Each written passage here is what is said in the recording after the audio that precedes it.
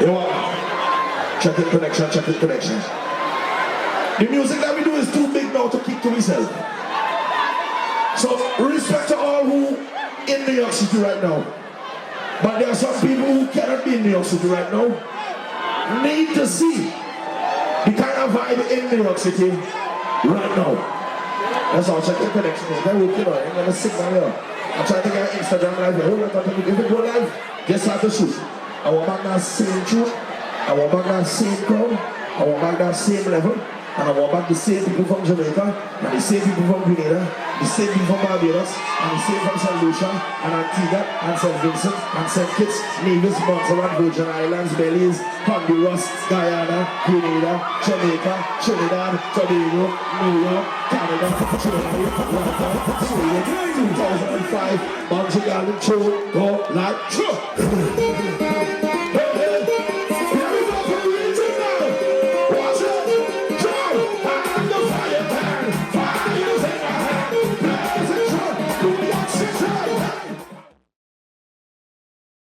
What's up, everybody? It's your girl, the Socalyst, here with SocaSaySo and the ViKing Bunji Garlin, who just shut down Shine 2017 in Brooklyn. How are you, sir? Very well. Fine, thank you. Welcome to New York. Thank you very much. It's your first time here in 2017, right? Yeah. Work-wise, yes. Okay. Yeah.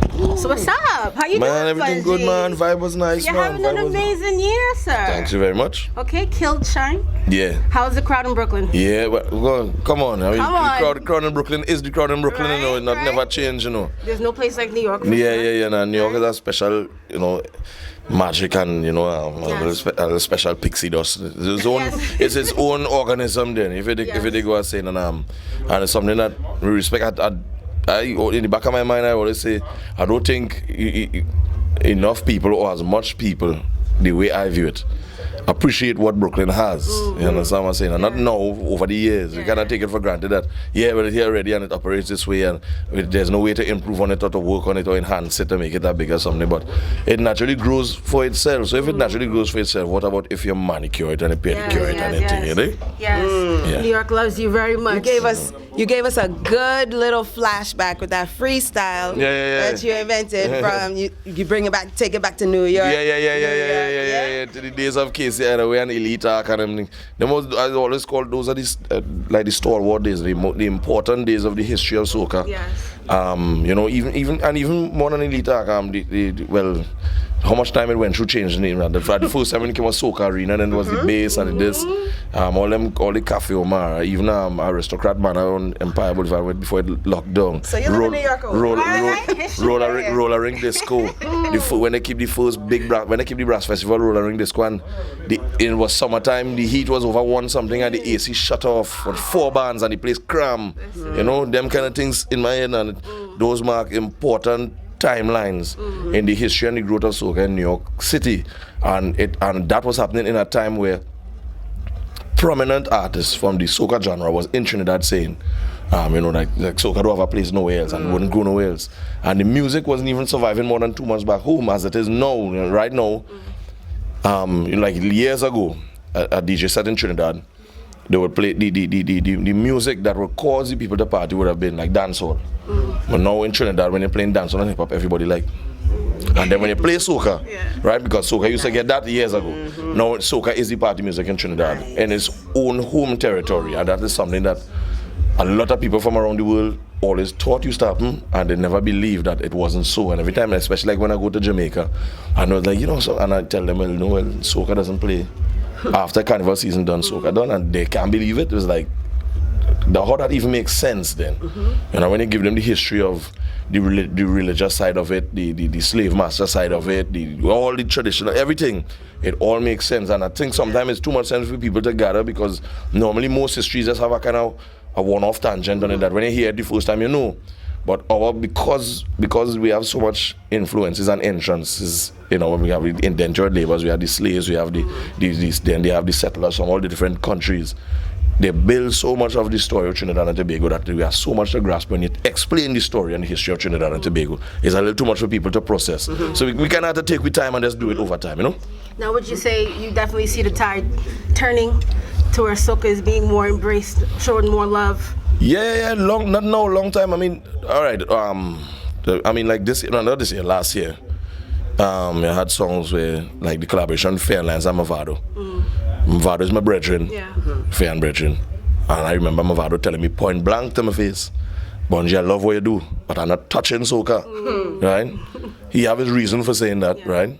I mean, he's a rude boy after all, you know, and there's the view of the music being a little too happy for the aggressive side, right? But then when you deal with an individual like me, who's just as rough, and you realize, well, I live in it, then you realize, all right, you could take a touch and take a piece. And the song will good, the collaboration will good, and now you find a lot of I mean, over the years, there's been the integration and the exchange between, especially Trinidad and Jamaica, the artists, the Conscience, Beanie Man, even Bounty Killer, Mavado, even the Cartel, you know, before he was incarcerated, all them things. It built up over time. Now we have Charlie Blacks, right? One of the biggest songs from Jamaica right now that sell over 1 million copies. On the base of the beat has a soca background, right? Tell them. Right? No, it was deliberate by the producer, which is Kurt Riley from Jamaica. He is since the days of Byron and the Dragon, he was the one DJ from Jamaica that used to chance soca music on a radio station in party, or when other DJs didn't want to touch it. And he used to get a lot of flack for it, right? And he stood by it right through. So he was always the person that really defends soca in Jamaica over the years, on air, off air, right? And his explanation, Jambian rhythm, of course, is Jamaica Caribbean rhythm as one. And that's why he put the bass where the music is universal throughout the total region. It sounds like dancehall and it sounds like soca. It's like a 50-50 element of both sides, because the snare in the music is soca. The bass and everything is dancehall. The synths is like EDM. So you see, you have a universal sound. That is where it goes now, and that is how influential the sound of soca is right now. If you listen to Skrillex with Justin Bieber, if you listen to Diplo and Major Lazer, if you listen to Hardwell, you listen to Afrojack, everybody. We're going on the road, Drake, everybody going on the road of influencing soca, using a piece of soca. There's the view that when things like that happening, especially in Trinidad and Tobago, it's like, you know, when all these people have it, it's no longer we thing. But as much as it is we thing, just like good food or good shoes or good clothes, it didn't make for one store. It make the share. It make the, you know, to share amongst people. So we really can't be, we're supposed to be happy. And this is the puzzling thing about my people. We cry so much when we don't see ourselves on MTV and BET awards and this awards and that awards. Why are we not here? Why are we not there? And then when we see all these different influences around the world using the music, you're like, it's too much to do. Why they using the music? But we wanted that all the time, so then, right? But I think the problem is that because of the music is being used, but the credit is not being allocated. This is a sound of Jamaica, or this is a sound of Trinidad, or a sound of Grenada. I think that is what we're fighting for as a people.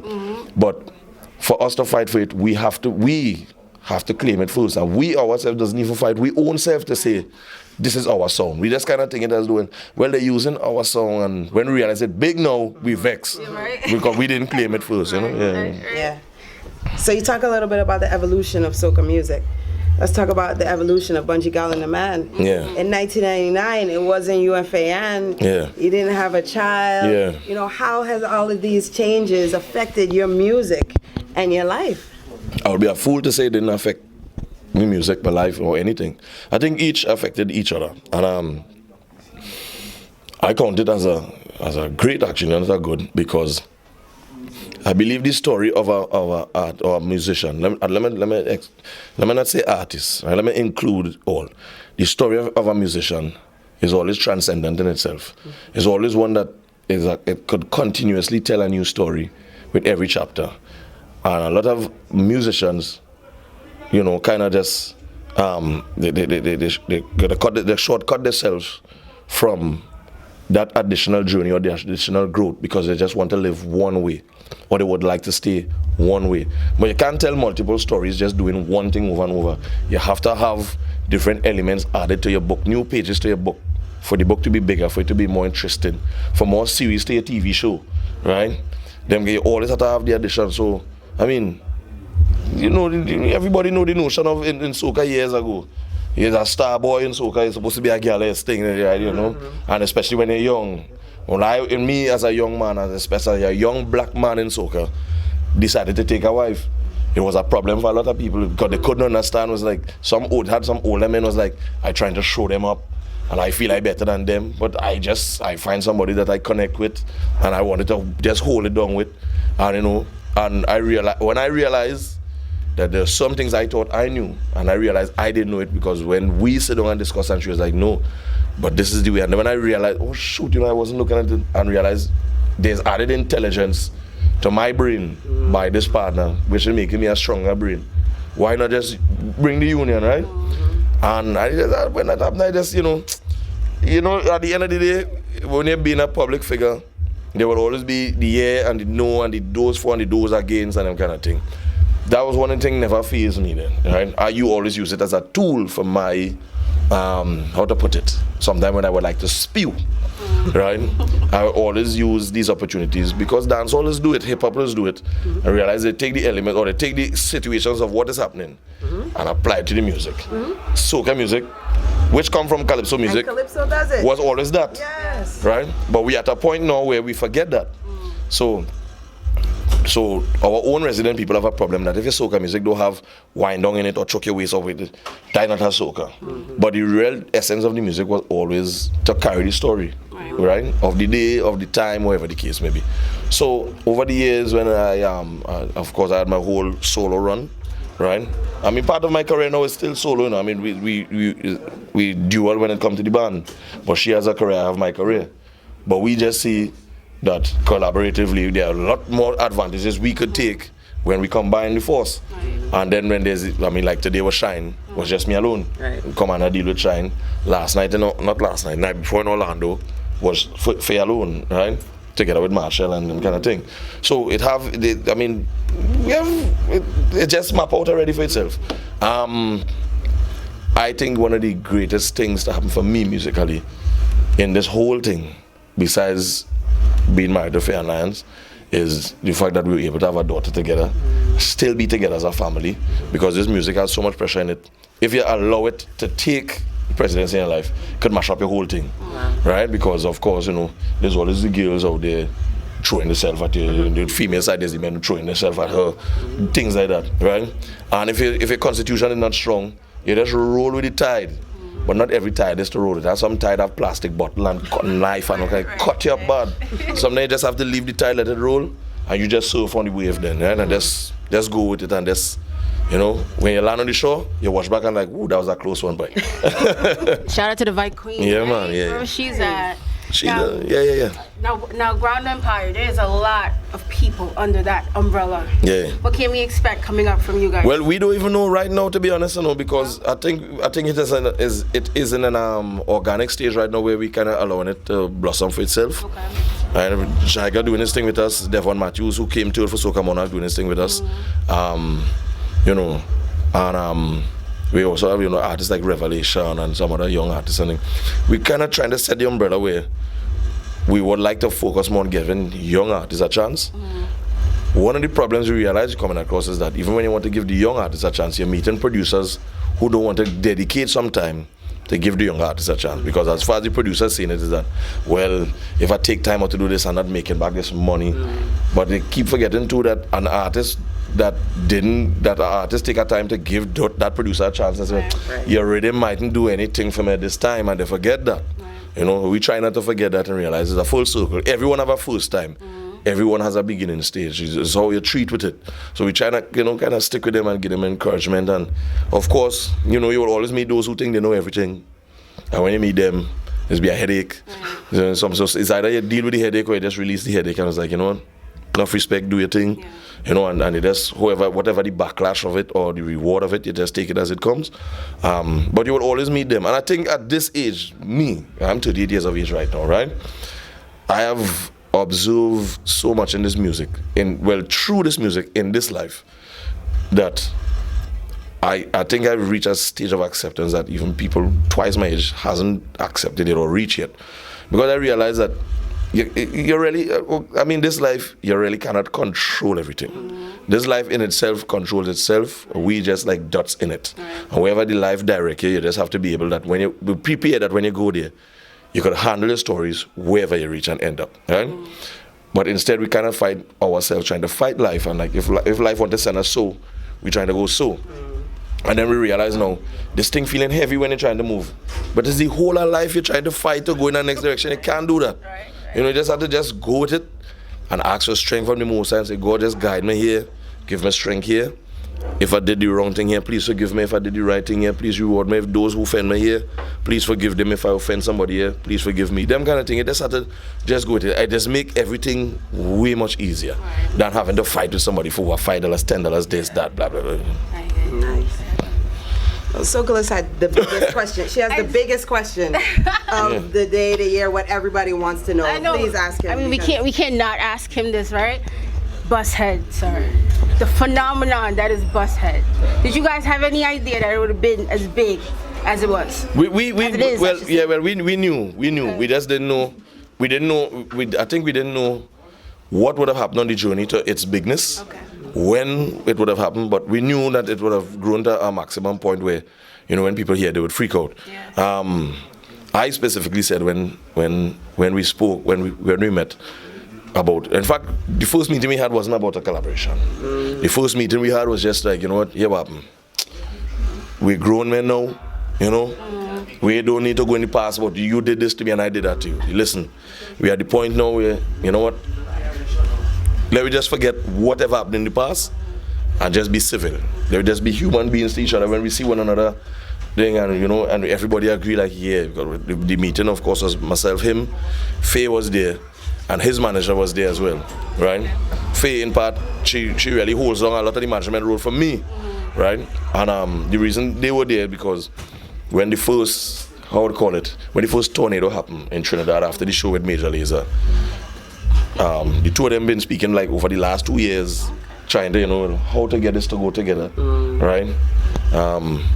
And we just didn't know how to get it done, because on one side we didn't want it to be, well, when we do it, it's a gain, personal gain for us, and that side they didn't want it like an obvious gain for them without a, you know, and we didn't even want it to be a gain thing.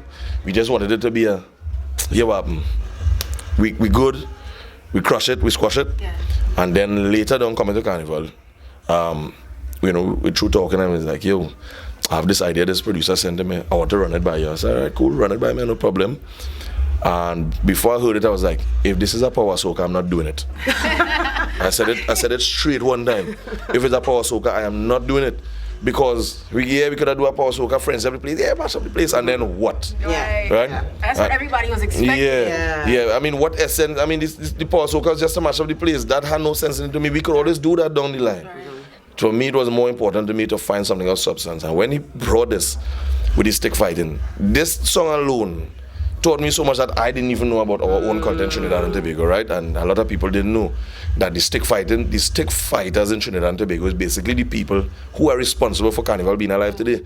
Because when Captain John, who led the British in 1844, came to abolish Carnival in Trinidad and Tobago, right? It was four women like Gina and Dinah. Basically went to Joe Talman. I was like, hey, these people trying to stop this festival we have here. If you already don't do something about it, we will do something about it. And the man rallied, pick up all his squad of stick fighters, and it was stick fighters of Trinidad and Tobago versus a British army. Wow. And the stick fighters conquered them, and because of that is why Carnival, if they had lost that battle that morning, 4 in the morning, we would not know Carnival in Trinidad right now. In Trinidad, most of Trinidad doesn't know that story, right? And it was important for me to learn that and keep, you know, and this stick fighting tradition is so, boy, I mean, more than this is a discipline. I mean, Japan have their martial art, China have their martial art, India have their martial art. This is our martial art in Trinidad and Tobago. So we are one of the islands in Trinidad and Tobago that actually have a martial art besides Brazil, right? And we cannot just override it as well. That's a long time thing, but it's an important thing. And I think it's a tool that we could use to, and not only me, Marshall and I spoke about it, it's a tool that we could use for as a discipline, you know, for the young generation, especially them young men with high testosterone level, to get that energy out of them, right? Rather than they just wild out on the streets, get a place where they could really expend that energy and keep things under control. And I went on and on and on for too long. But can I just say thank you? No problem. The culture appreciates it. Give thanks. Us as bloggers appreciate it. And we want to know, when is the Bunji Machel concert? I'm just saying. Y'all need to sell out. Well, we did one. Well, the first one was in Bahamas. It didn't go how it go because the rain come and just mash up everything. But the place was ram out, full out, and then and the show ran late because it was in time. Of course, the Bahamian government have the Music Masters competition, which is the equivalent to Soca Monarch. So it was supposed to be that part of the show first, then the Bunji Marshall part of the show after, and then the system shut down. So we had to go on tracks, and then halfway through the track system come up, and then the band started to play, and then rain started to fall and mash up everything. And then by the time his band ready to come on stage, everybody had to be in the airport for a 6 o'clock flight and blah blah blah blah blah. But the energy in the atmosphere was crazy, right? And we appreciate it. So the next one now will be in Garden. all right. So the next one, we'll help you sell it out. Well, all right. So I'll tell you this, right? I think there's a few promoters working amongst themselves to find out what could happen, right? But I know the next collaborative event with both of us will be in London for Notting Hill Carnival, right? Of course, we're doing Hollywood Carnival this year. Then I come to New York for Mai Tai, and so on and so forth. And then we kind of scope in Labor Day to see what happens. So stay tuned. Stay tuned. Keep your fingers crossed. And don't count no loss. No, we putting it out there. It's gonna happen. It's gonna happen. Madison Square Garden, we predicting it right now. I'm gonna sell out. Nice. Can you do us a big favor and give us a short freestyle for the Blogger Chicks? Blogger Chicks are 3 women that came together because in the love of soca, all we want to do is spread the word. Give us a little something. I don't know how to do that, man. We put him on the spot, but he's Bunji Garlin, so he can do it. It's true it. Yes, I do it. It is Bunji Garlin, yes, you know it. She said it's Bunji, so I can do it. Just like Nike, going to do it. I'm the vibe and you know we don't stick. I'm got the vibe and you know we quick flick. Pick up the 3 sisters and hold down the Soca Avenue, they call them Blogger Chick. The first time I see them when the people move on the interview, they move dread. Some of them say they disrespect and some of them say they pick up the song called Bosshead. But when we watch at the interview, when we vibe it, everybody don't know that it's strong. I said them woman defend the Soca. What them do, there was nothing them wrong. So them Blogger Chicks, move with the flick. If you want to catch them quick. Next Soca party, light up the flick. Everybody light up candle and wick. Bunji Garlin, black outfit. 2 ladies on my side, no chick. Not side chick. Them have their own man. I have my own wife. We don't fix it.